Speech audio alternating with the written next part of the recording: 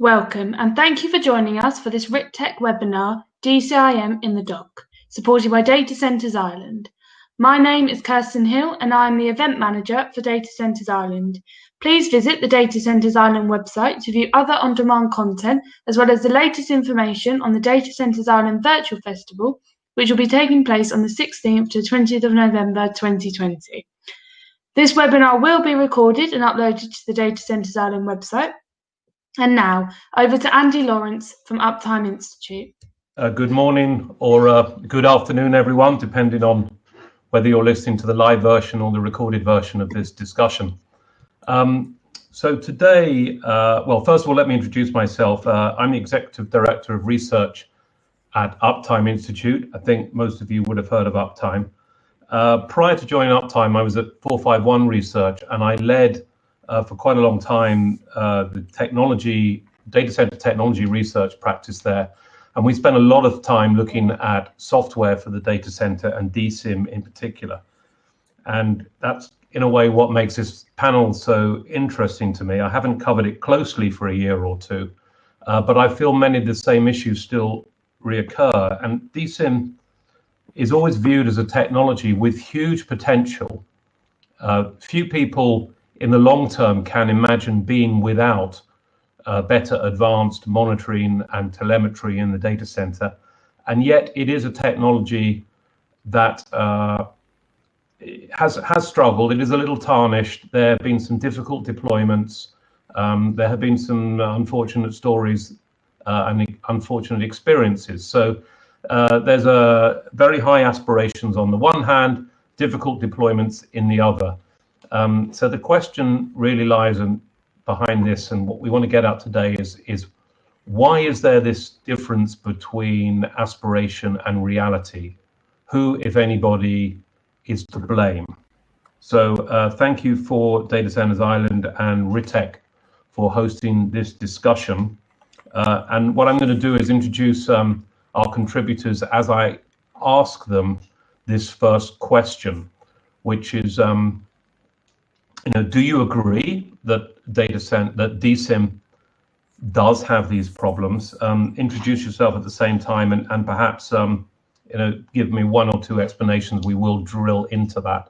And I'm going to start as I see it on my screen, right to left. So Mark Acton, representing RiT. Would you start, please? Yeah, thanks, Andy, and thanks for the introduction. Welcome, everybody. So my name, as Andy said, is Mark Acton. I represent RiT Tech as Business Strategy and Technology Director. And to answer your question directly, Andy, yeah, absolutely. I totally agree that DCIM has something of a tarnished reputation, and that despite all the promises, it's failed to deliver. I think there's probably two reasons for that. Initially, I think one, to some degree, I think it's been oversold. I think marketing departments have got hold of the term DCIM and have made a lot of promises on its behalf, which were not necessarily able to be delivered. Either because the technology wasn't there or the particular product didn't have the feature set that was required. So I think there's a bit of overselling, and I think also the requirement and the technology involved in DCIM has matured over the years. I think where we started from, we broadly had, dare I say it, a somewhat enhanced BMS or a posh spreadsheet in effect. But we've obviously moved a long way from that. And those early days, probably did disappoint. And, now we're in a very different position. Okay, so we'll come back to that. I'll pick you up on whether we are in a different position now. But Asaf, Thank you. CEO of RiT Tech, you've obviously got a lot of skin in the game here. Tell us how you see the situation with regards to DCIM. Yeah, thank you, Andy, for the intro. Yes, my name is Asaf. I'm running the company, and indeed, we see a big challenge of promoting the DCIM today because it became a tarnished term or a tarnished reputation. However, we are passionate about DCIM because we do believe that DCIM can bring a lot of values. I think it became tarnished because of three main reasons. One is the execution and interpretation from the suppliers, the vendors' point of view. Number two is lack of technology and less innovation involved in that, and implementation strategy. I don't believe that implementation strategy that the vendors, the suppliers is taking is the right path for real DCIM implementation. Those are the three main reasons that I believe might put a risk on real DCIM implementation and made it as a tarnished reputation. Okay, thank you. So you said some interesting things about implementation. I want to come back to you, but let's just get the first opening introductions sorted out first. So Ofer Lior, you're representing Intel and in particular the division that has the DCIM product that has been around for some time. So you were there in the bad days of the early days of DCIM, but you might actually argue that you're a little bit different from the rest. Yeah. Tell us how you see what you've heard so far, and perhaps just for clarity, differentiate a little bit between what you do and the DCIM suppliers. Okay, so first of all, I am the regional business development manager for the Intel data center software solutions. We deal with data center software solutions coming from the IT devices, and not only with the DCIM market. And yes, we have been around for 10 years working as a component in the DCIM industry. I think, you know, the reason that it was hard to implement and get the value out of DCIM comes from several reasons. First of all, it is a heavy tool to deploy. And the second, unlike other tools where the value comes with the first 80% of the installation, I think with DCIM, the more or the deeper you do the installation and configuration of the system, the more value you get. So I think, you know, a big chunk of the value comes at the end of the process when you start integrating the DCIM solution with other tools and really collaborating between all the tools that has data center connections. And usually DCIM implementations has stopped before it got to the point where, you know, all of this value could be delivered. Okay, all right. So let's just complete the round robin component. Jeff, so you're responsible for technology at RiT Tech. Yes. So one assumes that you've heard a little bit already that you might want to address about how good the technology is. Sure. So thank you for the introduction. So Jeff Seifovich, Head of Product and Innovation at RiT. So first of all, I must mention that DCIM is a very confusing term. Like each organization and each DCIM solution provider and analysts, they all relate to different needs when speaking of DCIM. And that creates a lot of confusion in the field.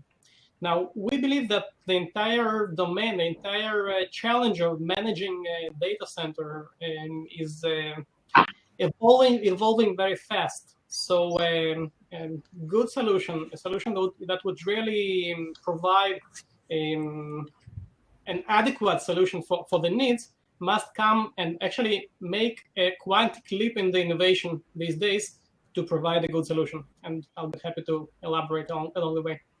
Okay, great, thank you. So I'm just going to pick up a couple of points that were made, and I'm going to come back to Asaf, please, if you don't mind, because you mentioned implementation, and you know, I've got written here some of what I think were the reasons why DCIM has been difficult. But one is I'm saying that the suppliers didn't really tell their customers how difficult this was going to be. Perhaps because they didn't want to tell them they're going to have to spend maybe as much again on effectively deploying it as in the actual software ticket price. So, you know, I'm trying to work out where this mismatch of expectations came from. Is it more the customer point of view, or is it the suppliers? What do you think? I think it's mainly, if you ask me, it's mainly rely on the supplier. You know, most of the players in this area, the majority of the players comes from different areas, come from the electromechanical systems or from the environment side of the facility or the data center or the IT, and each one has different approach and different view for the DCIM, and some of them even come from hardware, and they're actually selling kind of software license or subscription, and they don't really reflecting the customer what is involved in that, and they are not even auditing what is the customer environment and put a program for implementation. I think today, by the way, just this morning, we had a customer over here in our office looking for a massive DCIM solution, and one of their questions was, what is required from you and what is required for me? Today, there is understanding from the customer side that it requires big efforts and big understanding between within the stakeholders in the organization itself, and understanding that real DCIM solution has to become part of their environment, part of their workflows. So from the customer point of view, I think there is understanding. From the supplier's point of view, they try to run away from that. This is the way I feel from the field. Right. And can I ask, you're a youngish company, but you're not, but you've been around for a while. Have you changed your practices to reflect the changing situation? Have you become better? Absolutely. We are not. We are in the field for a long time, from different areas, from the connectivity, from the AIM, and even from kind of light of DCIM.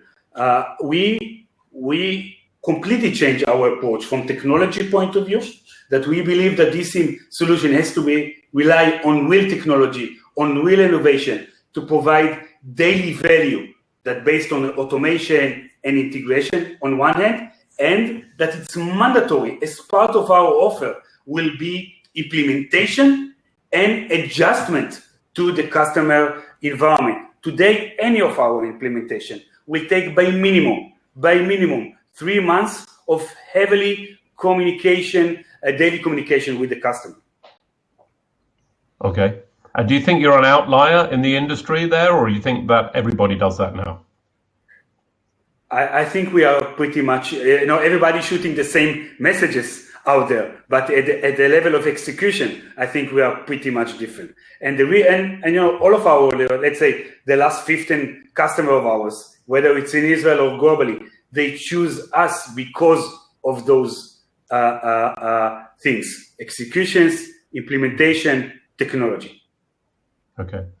I want to ask Ofer, Intel has had the opportunity, for better or worse, to partner with a lot of different DCIM suppliers over the years, and I don't know how much of that you've been personally involved with, but do you think the technology has significantly improved? I mean, I've definitely heard of issues with scalability, interoperability, and sometimes just basic coding errors, poor software.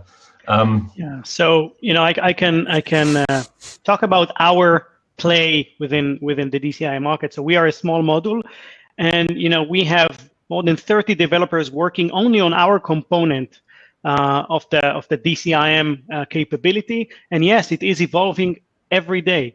We over these years, we've changed the way that we do API connectivity. We changed the way that we pull out information. We are trying to enhance the DCIM capability with additional live data.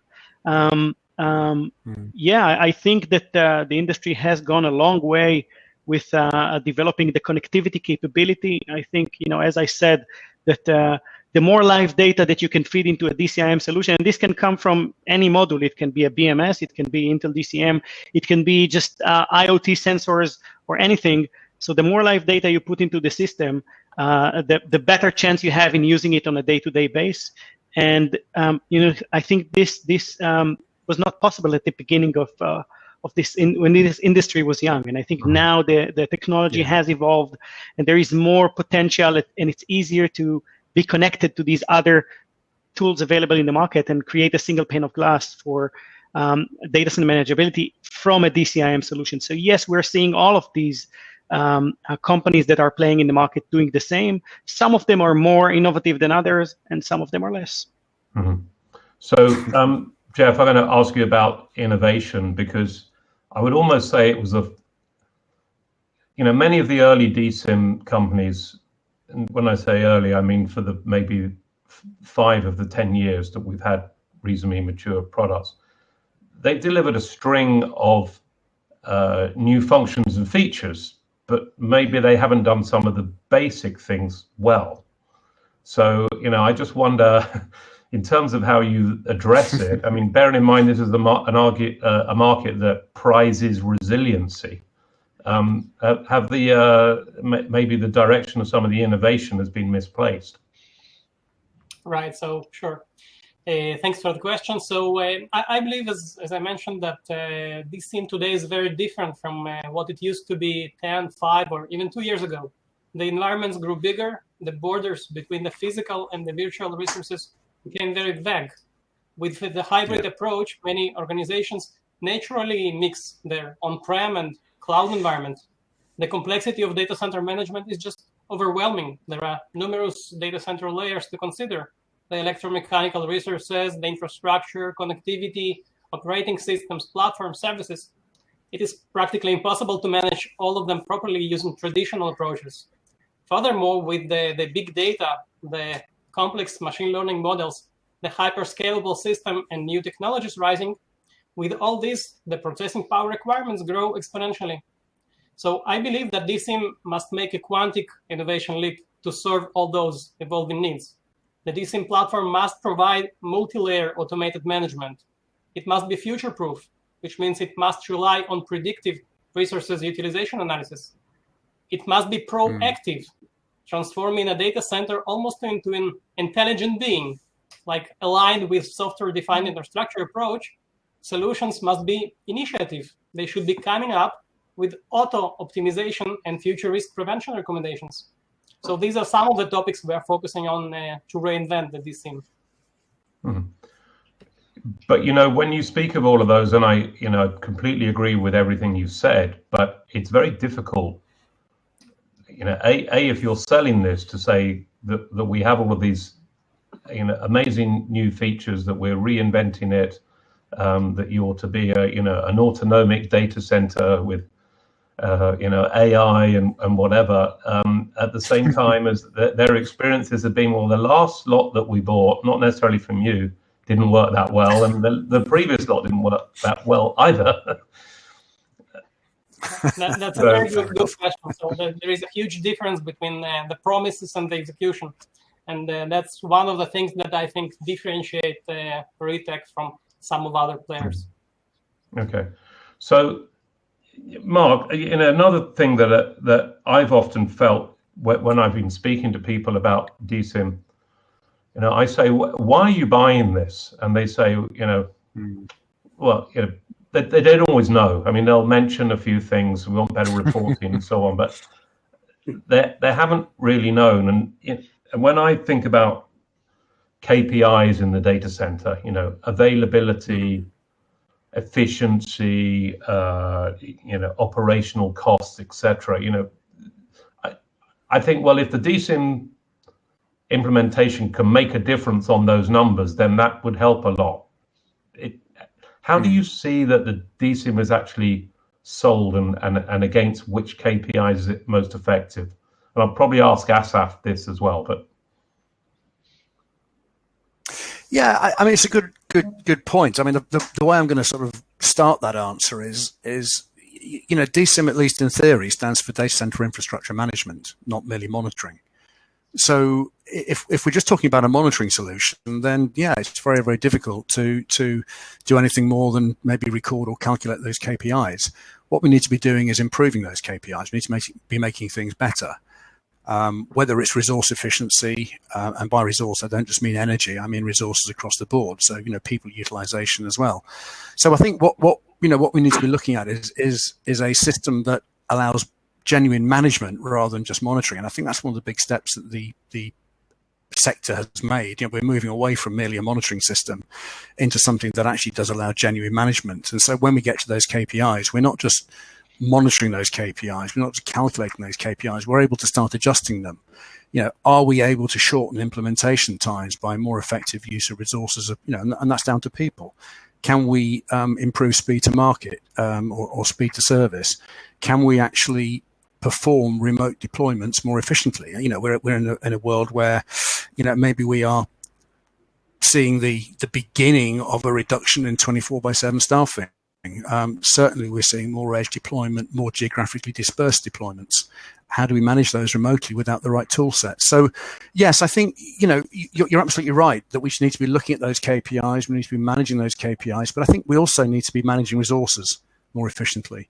And once we start managing those resources more efficiently, then we can actually start demonstrating a genuine ROI. And I think that's really what we should be doing with DCIM. It's management of resources, it's management of the site. So that's why I say it goes beyond merely a BMS or a spreadsheet. This isn't just asset management, it's actually ultimately resource management. Okay. I hope that answers the question. Think maybe one more sentence. I think that from the RFIs that we are seeing that are being published in the market, I think the customers have gone a long way as well. And we are seeing RFIs that are much more mature. Customers are willing to do a deeper due diligence into any solution that they will purchase before they put their money on a solution. And I think RiT and us has several experiences with answering these type of RFIs, and I'm happy to see that they are willing to invest the resources and the time to test the solution before they actually deploy it, because then after the deployment we know that the value will be delivered as it was promised when we did the sale. Fine. Yeah. I should add in passing, by the way, that in spite of the tone of some of my questions, we have actually occasionally done research into the ROI of DCIM and the customer satisfaction. And actually, not as bad as this. Some of the things I've implied. I think obviously we always seek perfection, but it's not overwhelmingly bad. I mean, people have generally felt that they accept they're on a learning curve. As just saying that. Asaf, I wanted to just say, I wanted to ask you, picking up on the same point, really. Have you really clearly seen why people are buying it? Do you get customers who have a very, very clear set of objectives now? Because that definitely was an issue in the past. Yeah, I think as Ofer said, we see that from the RFIs that customers understand now, what they really need, and they define very well their requirement. Finally, and I think this is, a key. This is the main KPI. Okay, that if the spec is going to be met, then they will get the ROI. They will get the value from those systems. And I believe the KPIs or the ROI is actually lying on the operational side of the business, on the management side of the business, and less on the monitoring. The ROI will not, practically, the ROI is not coming from the monitoring and from those KPIs of the environment. It will come from healthy operational methods and tools to achieve your daily goals. And I think the answer for that is pretty much yes. Okay. Ofer, I want to just really specifically ask you about a particular area which I believe is deployed anyway with your partnership with RiT Tech. For quite a long time, people have spoken of the integration between facilities and IT, between DCIM and IT management systems, between the server reporting and the facilities reporting. In my experience, not that many people have done that. It's on their list of aspirations. They don't always seem to get there. And I wonder whether that's to do with cross-departmental issues or organizational issues, or whether it's technical. What do you put that down to? So, maybe we'll take some examples. So when we are seeing RFIs coming from IT departments for a DCIM solution, usually it is much easier to convey the message that the integration with the IT systems is easier. When we're seeing RFIs coming from the facility department, usually it's harder for them to work with the IT department and justify the implementation and the integration with the IT capabilities of the tool, just because either it's not invented here in the IT department, or it wasn't collaborated internally in the company that this is something that is, or that will need cross collaboration. Sometimes it's lack of management support for this, and sometimes it's pure security aspects, right? So if a facility team will drive a component integration that deals with the IT capabilities, then the security team will have to approve that. And these approvals might take time. So it's better to do these approvals before. And we are seeing more successful implementation when these RFIs are coming from the IT departments. So I hope that answers the question. Right. So you definitely think it is, because that was in a sense the holy grail, was to have one data center that reports the IT and the facilities sides together, and then you can start to move towards some of the things that Jeff was talking about, them, more software-defined, end-to-end, holistic data center. But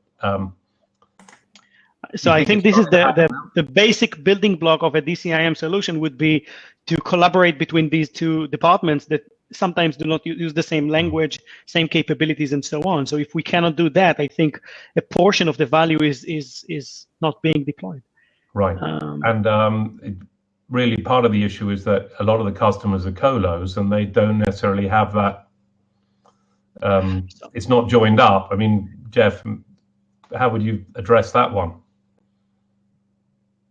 So that's a good point. Actually, the needs of different types of organizations and colos specifically are different. They have their own needs for security, and they have regulations to follow. And furthermore, they have to provide tools to their own clients. So a solution really has to address both of those perspectives and provide tools for the colos to help their clients. Mm-hmm. And that's one of the key aspects in a successful solution. Right. So, Asaf, maybe I'll ask you, the world's changing a lot. It's moving to cloud and hybrid. Even DCIM is being delivered by several suppliers as, what we coined the term in my last company, DMAS, data center management as a service.